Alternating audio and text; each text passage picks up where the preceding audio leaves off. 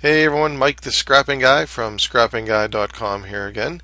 And in this video, I'm going to show you how to do some kind of neat things with your type or your fonts on your layouts.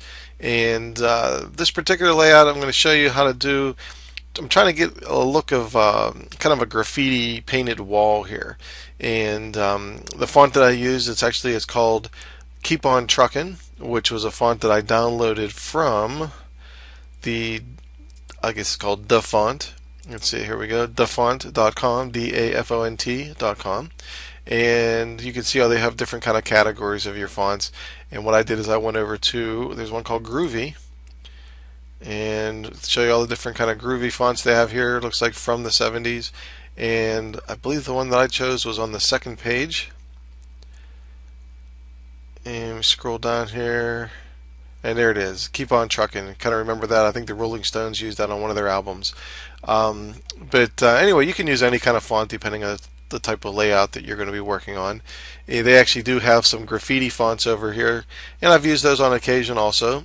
Kind of give it almost like a graffiti painting words that you can put on different designs that you have, especially the grunge with a brick wall as the background.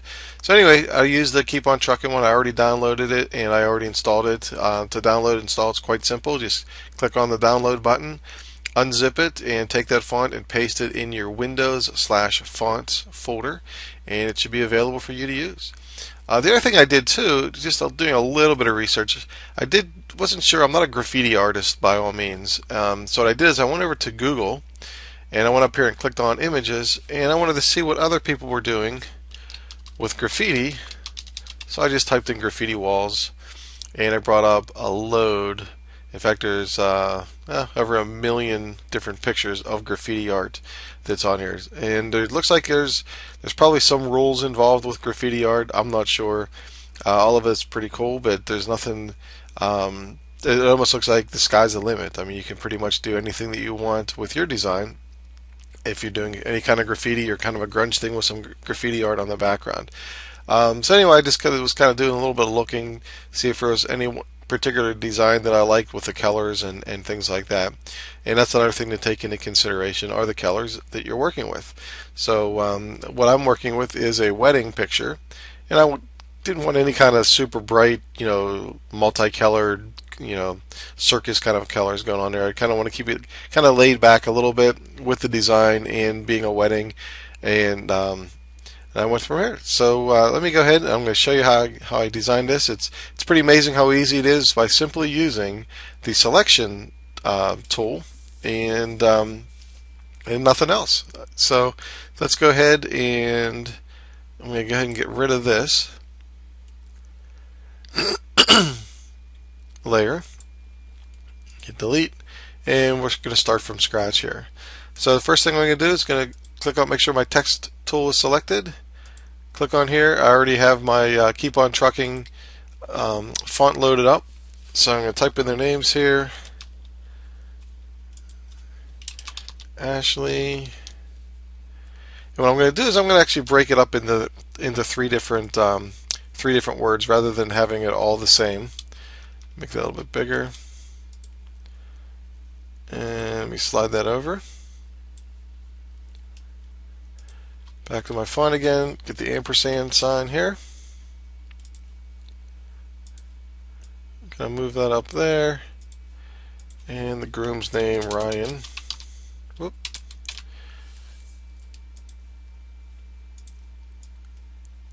Okay, so there we have Ashley and Ryan. And another thing you could do too, I'll go ahead and show you how I did it, is add, you can also add a shape to your design, just so it's not just fonts. You can add a shape. So I'm going to go over to my shape tool, make sure my custom shape tool is selected, and I'm going to go down, and I actually have one on here that looks like a bell. So it'd be kind of like a wedding bell.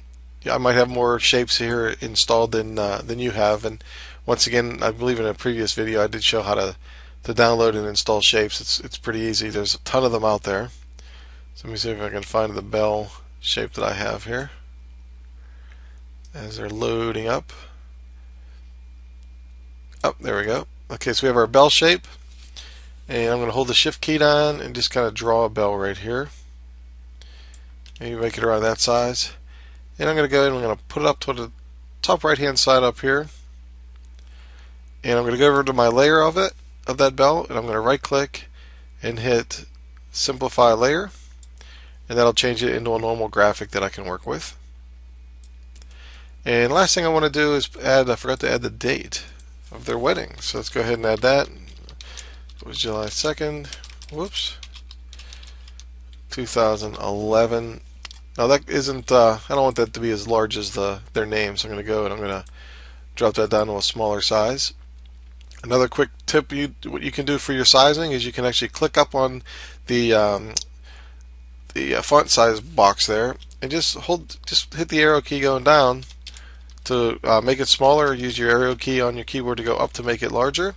If you hold the shift key down, it does it in increments of 5 points. So it makes it a really fast way to increase and decrease your font's sizes. So let me go ahead and make that a little bit smaller there, bring it over, and we'll put it down here. So there we go. Okay, we kind of have the layout the way we want. So what I need to do now, these are all text layers, and I need to create those as just regular graphic layers. So I'm going to simplify those as well. Go over to my layers, simplify that layer, take the Ryan, simplify that one, simplify the ampersand, and simplify Ashley. Now all of my layers are graphics. Pretty easy to deal with there. Last thing I'm going to do is, like right now I have them all separated. I have them the way I want them lined up. Is I'm going to create all of these graphics and make it one layer all together. So I'm going to go and I'm going to click the top layer, which was the July 2nd one, and the other layer all the way down to Ashley. So you can see they're all selected here, and they're all selected in my layers window here. I'm going to right click and say merge layers. So now what we have is this one layer has all of the graphics and the type that we want, and we're going to be working with. So there was how we can do that. And then once it's set up there, if you do want to change the size, we can easily do that, or turn it, or different things. But it all does it all at the same time because it's all one layer right now. So here's what we need to do. I'm going to create an outline of going around the letters. And I could easily go in there and kind of create a drop shadow or a stroke or something like that. But I'm going to do something a little bit different. What I'm going to do, in fact, let me go ahead and zoom in on it first so you can make it easier to see here. I'm going to go over to my layer tool, or I'm sorry, my layer, not my layer tool, my layer, and hold the control key down and just click in the little thumbnail here. And as you can see, we have the little marching ants going around all of the letters. And the reason is because we used the control key and clicked on the thumbnail, which selects just the graphic that's within this layer. So now that we have those, what I want to do is I'm going to expand the selection so it makes it a little bit bigger on the outside of all of these, and we're going to go and color those in. So I'm going to go up to my select, go down to modify, and hit expand. Now right now, just to let you know, I did adjust this graphic to only being 72 dots per inch because it makes it a little bit faster for this video. Normally 300 dots per inch. So whenever you expand it in pixels, you're probably going to be expanding it more than I'm doing here.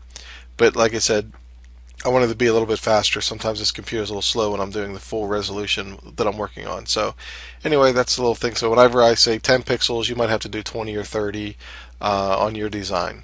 So what I'm going to do, let's go ahead and try and see what 10 pixels looks like.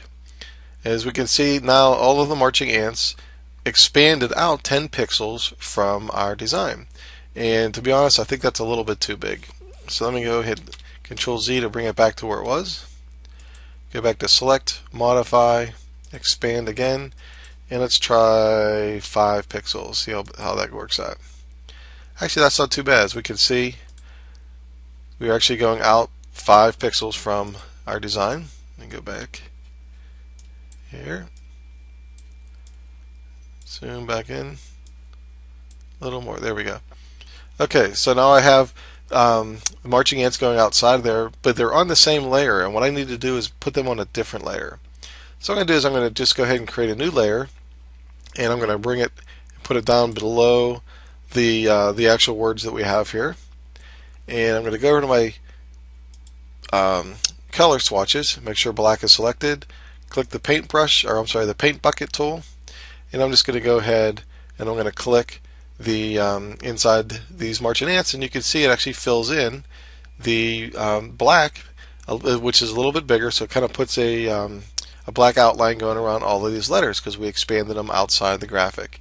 So let me go and zoom in so you can see that a little bit better. See how we have the black going around there now? So that's how we can easily get an outline. And actually I'm going to go and do that again, but this time what I'm going to do, rather than creating a new layer, I'm just going to go and I'm going to duplicate this one. So if I right click on the on that layer, hit duplicate layer, and now we have a copy of the one that we just did. And I'll select the one that's underneath, and we're going to go and we're going to select modify. We're going to expand it again. So hit expand. This time let's do we'll do 7. Go a little bit further out, which is let's see. Let me take a look at it here real quick. You know what, that might be a little bit too big too. So let me go Control Z back to where it was. Expand, and we'll do 5 again. Okay, that's not too bad. Now once again, make sure that this bottom layer is selected underneath of the black one. And we're going to go back to the white. We're going to go and click inside there. Make sure all of these are done. You might have to go and click on all of them to make sure they're all, because if they're not touching, they won't. The fill won't go all the way through to the entire graphic. So if they are separated, you have to do each one individually. And let me go and zoom in here. Okay, it looks like it didn't do all of them, so let me go back over. There we go. Now it filled it all in. Actually, let me take a look at that. That might still be a little bit too much. Yeah, you know what? Let me undo all of that. A lot of this is trial and error when you're working with it. Okay, we're back to there we go. Now we're back to where we were. And I do this all the time. I'll do one thing and I won't like it, so I'll just, thank God we have Control Z to undo everything. And and you just keep trying. You see how it looks, work with it. If you don't like it, try it again. So this time we're going to expand it, and we'll do 3. And like I said, your pixels might be a little bit more because I'm only working with a 72 dot per inch here. Once again, make sure my bottom layer is selected. Go to my paint bucket tool, and I'm going to click outside there. There we go. Okay, yeah, I like that a little bit better. So now what we basically have, let me kind of eliminate that. What we basically have, well, that's not hard to see too. So we have the white of our main graphic. We have a black outline going around that, and then we have a white outline going around that. Now we're going to do it just one more time. Actually, looking at my layers over here, it doesn't look like they're all colored in. So let me make sure I get them all here. And there we go. Now we can see that everything on that layer is white and it's all filled in. So once again, I'm going to right click on that layer and I'm going to duplicate that one. So hit duplicate layer, and now we have another copy of that one. Go ahead and select the one underneath, and I'm going to fill this in. Actually, I'm going to expand it first. Go back up to select, modify, expand, and then we'll do 3 pixels again. Go to my bucket tool, make sure that bottom layer is selected, otherwise you're going to fill in the wrong layer. And let me zoom in so I can kind of see what I'm doing here. Make sure it is all getting filled in. Actually, I can eliminate that layer or hide that layer, and we can definitely see that we now have black outline going around that as well. So let me put this layer back and zoom out. Okay, there we go. So we basically have our main graphic. We have a black border going around that, another white border going around that or outline, and a black shadow or another outline going around that one. So that's an easy way, even in general. I mean, not particularly for this design, but it's an easy way if you're working with your type and your fonts. It's an easy way to get multiple layers or multiple outlines of different colors going around your fonts. Just go ahead and select the graphic or select the letter, and then just expand the selection tool by a few pixels or however many pixels you need. Paint that all entirely underneath of it, and then just keep repeating doing that. You can go, as many as you want as far as different colors going around as outlines of various colors. So I think we got the outline for now done pretty decent. Now what I'm going to do is go back over to my top layer, which is the graphic we were originally working with, the letters. Once again, hold the control key down, click on the thumbnail, and now you can kind of see that we have the marching ants going around the inside and not the layers underneath. So now this is where it gets kind of fun, and this is where you could turn yourself into a graffiti artist. I'm going to go over to my brush tool, and I'm going to choose, let's see, let me go ahead and choose kind of a gray color. Be around here. And my brush is a little bit too big. What you want to do is have the opacity. You probably might already be set up at 100% depending on what it was the last time you used your brush. But I'm going to drop it down to maybe around 39%, something like that, so it's not quite as full. And I'm going to make my brush a little bit smaller here. And actually, you know what? I'm going to zoom in a little bit more. Whoops, went too far. Let's make it easier for you to see what's going on here. Okay, back to my brush tool. And what's going to happen is as I'm brushing, like if I brush anywhere outside that selection, nothing happens. Nothing gets painted, everything's fine. If I brush inside, you can see it actually paints the letters. So what I'm going to do, actually now that I looked at that, I actually want to make it a little bit darker. So let me go to 50% opacity. I'm just going to kind of paint right around the outside of my letters and leave kind of the inside as white. Now as you can see, you can kind of barely see it, but if you do it twice, it actually makes it a little bit darker, because it's almost like if you're working with spray paint, the more layers you put on there, the darker it's going to be. So let's do the same thing with the S here. Maybe make my brush a little bit smaller, and I can use the bracket keys on my keyboard. Those are kind of up and right above and to the left of your return key on your keyboard. And so I'm just kind of painting around here. I almost feel like I should be painting on a wall. And as you can see, by painting just the outside, it almost gives it a three-dimensional look, because it's almost like the inside is a highlight of your design. And going around there real quick.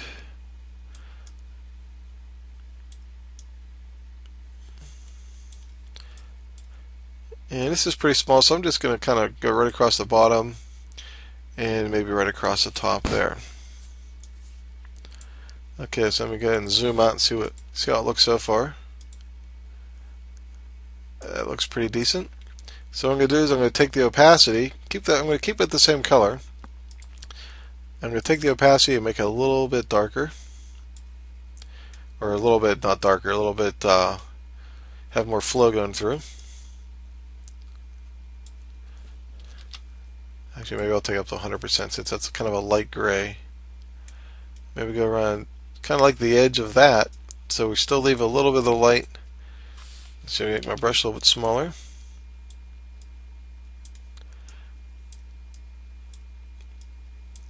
So this is kind of a neat way, an easy way to do a lot of shading on your designs without having to worry about going outside the lines, because the selection tool is keeping you from doing that, or the selection, those little marching ants, is keeping you from doing that.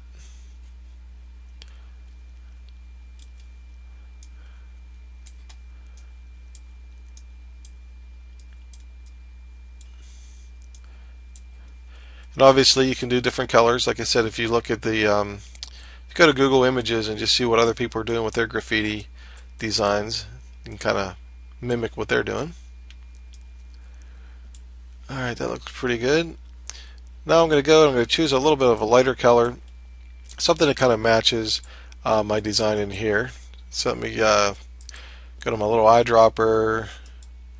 Maybe I'll pick actually I want lighter than that. Okay, that's a good start. Let me go over here and just lighten it up a little bit. Okay. So now I'm going to add a little bit of a shading of that color in here as well. Oh, you know what? I want to change my opacity on this one so I don't want to get rid of all of that white. So let me bring it down to about 50%. Let's see what happens if I just kind of bring a little bit of it down, just adding a little bit of a color to it just to kind of show it off a little bit here. Not a whole lot. I want to make sure I leave that white in there, but I'm just kind of doing the left side of the design and leaving the right side over here more of a white color.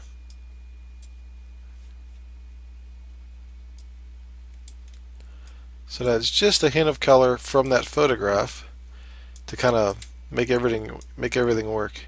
Once again, I'll just kind of go across here a little bit.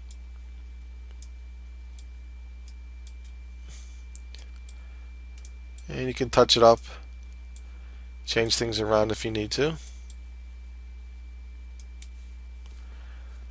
Let's go ahead and take a look at that.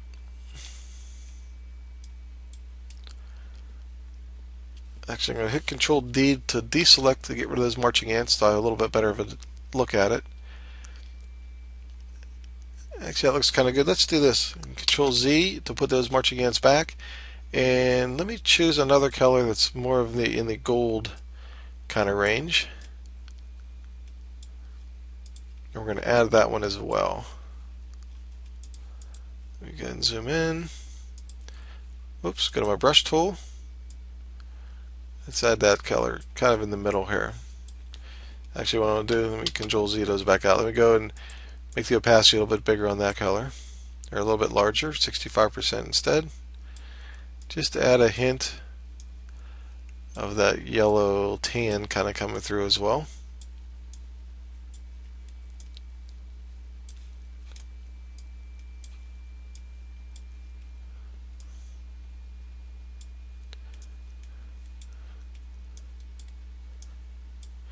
You can easily work on something like this all day because there's so many different things you can do once you start painting inside that selection and not having to worry about following along the lines and getting outside the lines.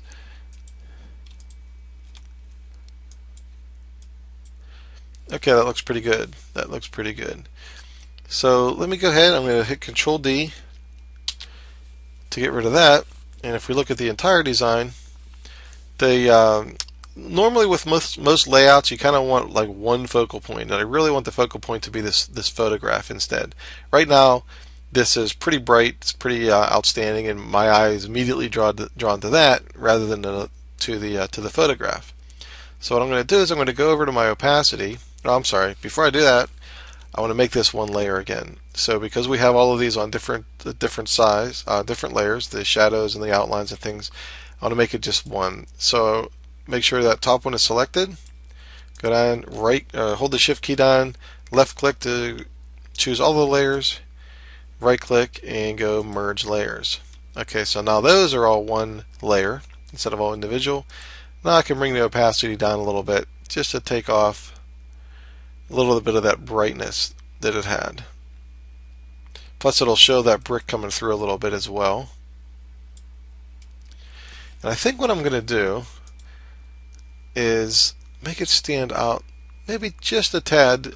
If you look at a lot of these graffiti artists, what they'll do is they'll actually design a color behind their designs, or put a color behind their designs just to kind of work on, just to kind of make their words kind of stand out. So you can see on this how they have this red going behind there. See if we can find another one. There's like the yellow going behind that one. And we've got brown going behind this and blue going behind all of the red. So I'm going to try to kind of mimic the same thing on mine. And what I need to do is create another layer, but obviously it needs to be underneath of the one that I'm working on. So let me go and choose a lighter color. Once again, I'll try to grab something for the from the photograph so it kind of matches the design here. That doesn't look too bad. Of course, we won't know until I try. So let me go ahead and go back to my paintbrush tool. And I'm going to bring the opacity down because I do want some of that brick still to come through. And I want to make sure I choose a larger brush, maybe even a little bit bigger than that, and make sure that you want the edge to be soft. You don't want it to be a hard edge. You want it to be almost like a really nice soft feathered edge on it. And I'm just going to kind of paint right underneath of it.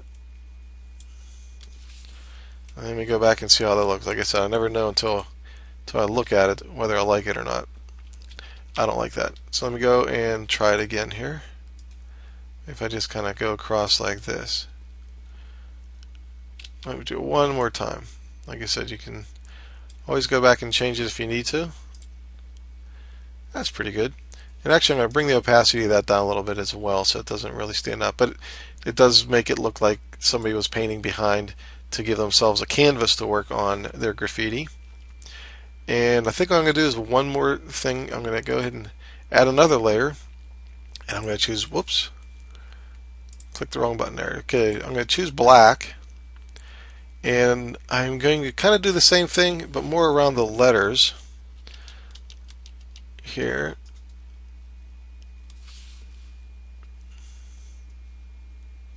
See what that does, see if it does anything. That looks kind of neat.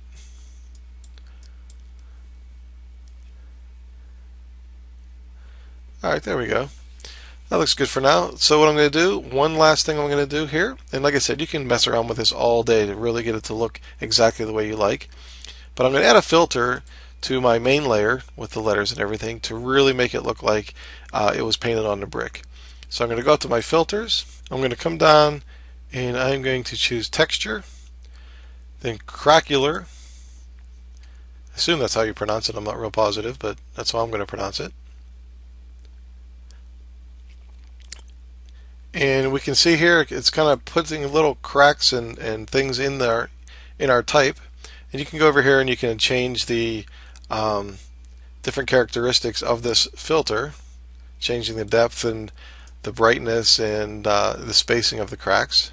So depending on what kind of background paper you're using or what kind of background you're putting these on, what kind of bricks or whatever, you can adjust those.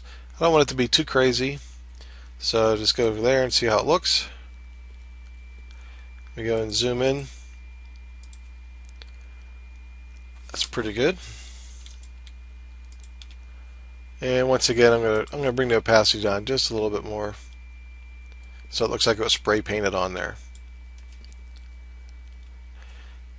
Now, what we can do too, if you want to make any kind of adjustments to where this is, just go ahead, have your one layer selected, hold the Shift key down, left click on that, merge those layers, and now we can go and we can kind of move around if you needed to make any kind of adjustments on where that's going to be. And you can also change the size and maybe tilt it. Let's see, tilt it the other way. Tilt it like that. And there you go. That's how you can easily create kind of a graffiti painted wall for your design by simply using the selection tool. The key is to hold the control key down when you're selecting your layer, so it only selects the graphic within that layer, and using the expand from the select drop down menu and modify, then expand, to expand the layer so you can paint underneath of it and create those lines going around it. So there we go. There's another quick tutorial for you. For more information or more tutorials, be sure to visit www.scrappingguy.com. And actually, while you're there, sign up for our newsletter, and you will actually get these papers that I designed this layout with, the brick and the metal pieces and the concrete piece over here. So other than that, we are done. So you have a scrapping day.